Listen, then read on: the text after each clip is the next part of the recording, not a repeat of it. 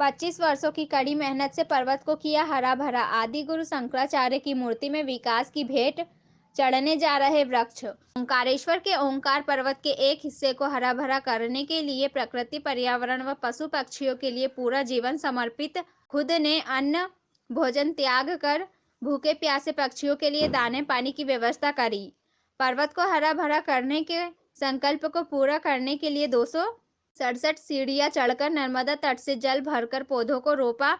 लगातार 25 वर्षों की कड़ी मेहनत लगन के बाद लगे हजारों छोटे बड़े पेड़ पौधे, लेकिन अब वहीं आदि गुरु शंकराचार्य प्रतिमा स्थल के विस्तार के लिए आश्रम परिसर में लगे हुए हजारों पेड़ पौधों को शासकीय विभाग द्वारा काटने के लिए चिन्हित किया गया, जिसके चलते शिवगिर महाराज बेहद दुखी है। महात्मा जी का कहना है, इन पेड़ पौधों को पक्षियों में मेरा जीवन बसा है, जिसके लिए मैंने घर बार भी त्याग दिया। प्रशासन जगत गुरु की प्रतिमा की स्थापना कर रहा है, यह सनातन धर्म के लिए खुशी की बात है, परंतु जो पेड़ पौधे जीवन प्रदान कर रहे हैं उन्हें क्यों हटाना उचित नहीं है। प्रशासन चाहे हमारे पूरे आश्रम को अधिग्रहित कर ले, परंतु परिसर में बड़ी मेहनत से लगाए गए इन पेड़ पौधों को नहीं काटे। भोलेनाथ की कृपा से, माँ नर्मदा जी की कृपा से मेरे को ये जागृत हुआ पेड़ पौधे लगाने को। आज मेरे को 25 साल यहाँ पे हो गए पर्यावरण को लगाना, वितरण करना। और आज जो की परिस्थिति में हजारों पेड़ सब रूप ले चुके हैं बड़े, और हजारों की गिनती में यहाँ पे पशु पक्षी परिंदे बसेरा कर रहे हैं। तो हमारा यही है कि मानवता को भी आज जो ऑक्सीजन की ज़रूरत है विशेष इस महामारी में, तो इसी से सभी से आग्रह कर रहे हैं कि अपने जीवन में 5-10 पेड़ अवश्य लगाइए और इस महामारी से बचेंगे। ऑक्सीजन सबको ज़रूर है, पशु पक्षी को ज़रूरी है। सबसे आग्रह है मेरा, यही से प्रार्थना है। हर हर महादेव। अभी आश्रम परिसर में लगभग कितने पौधे और वृक्ष होंगे टोटल? यहाँ वृक्ष जो होंगे अभी कम से कम 5000 पौधे तो लगे हुए हैं जो रूप ले चुके हैं, और 5000 पौधे मेरा लक्ष्य है हर साल का वितरण करने का निच्छुक। कि प्रतिदिन कितने पक्षियों का आप पालन पोषण यहाँ होता है? यहाँ पे जो पशु पक्षी को हजारों की गिनती में, तो जो परिंदे तोते आते हैं, गुरैया चिड़िया यहीं पे बसेरा कर रही है, सभी का घर बना हुआ है यहीं पे। और कम से कम 50 किलो दाना भी अगर डाल दे तो 1 घंटे में साफ कर देते, इतने परिंदे हैं। आप इसका अनुमान लगा सकते हो। यहाँ पे इतने पौधे आपने लगाए, ये तो काफ़ी पथरीला क्षेत्र है, फिर भी आपने यहाँ पानी इत्यादि की व्यवस्था कैसे करी, कहाँ से लाया, और कितना मतलब इतना हरियाली और कहीं तो नज़र आती नहीं है पर्वतीय क्षेत्र में? अभी मेरे को माँ नर्मदा जी की कृपा से पानी, तो जिस दिन 25 साल पहले मैं यहाँ बैठा था यहाँ कुछ नहीं था, मैंने पानी की व्यवस्था नहीं थी, पर मेरे भोलेनाथ की कृपा से, माँ नर्मदा जी की कृपा से मैं 282 सीढ़ियाँ चढ़ के पानी नर्मदा जी से ला के और ये पूरा संचित किया हूँ मैं।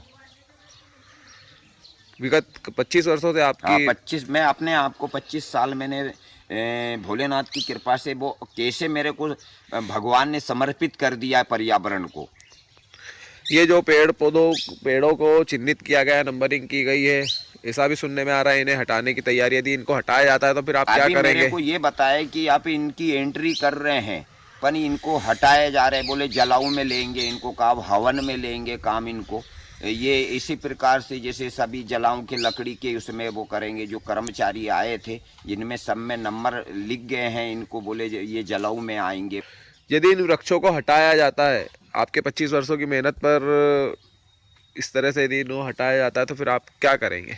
मैं सबसे पहले तो अब अनशन पे बैठूंगा, जैसा भी मेरे को होगा। मैं क्योंकि समर्पण किया हूँ, मैं सीढ़ियाँ चढ़ के पानी लाया हूँ, इतने पशु पक्षी के लिए दाना नहीं है तो मैं स्वयं हिमाली करके स्वयं लाद के लाया हूँ, तो मैं तो अपने आप को समर्पण कर दूंगा। अमर अनशन पे भी मैं बैठूंगा, प्रयास करूंगा। मैं ये है कि मेरा लक्ष्य है। मैंने तो अब जब इतना बड़ा लक्ष्य मैंने किया है पशु पक्षी को, पर्यावरण का, तो मैं तो इसका अमर अनशन पे भी बैठूंगा और जो भी है मेरा अपने आप को समर्पण। देखिए, बड़ी अच्छी बात है कि आदि शंकराचार्य जी गुरु जी की मूर्ति का हमारे यहाँ निर्माण हो रहा है और होना भी चाहिए। बाकी जो जिसमें जिस प्रकार से जो निर्माण एजेंसियां जो काम कर रही है वो पूर्ण तरीके से हिंदू धर्म की आस्था को ठेस पहुंचाने वाला कार्य किया जा रहा है। जहां पर प्राचीन हमारे माता जो रानी जी जो हमारी थी उनकी जो बावड़ी थी उनको ध्वस्त कर उनका वो बनाया जा रहा है। हमारा कहने का लक्ष्य है कि जितने भी हमारे प्राचीन मंदिर अगर उसके अंदर आ रहे हैं तो उन्हें पुनः पूर्ण द्वार निर्माण किया जाए और उसी प्रकार से मूर्ति स्थापित की जाए। जग जी बताएं कि ओंकारेश्वर ओंकार पर्वत पर अब वाहन चलने लगे हैं और कहीं ना कहीं वृक्षों को बड़ी मेहनत से सींचा है, आज वो कटने की स्थिति में इसको किस नजरिए से देखते हैं पर्यावरण को आप?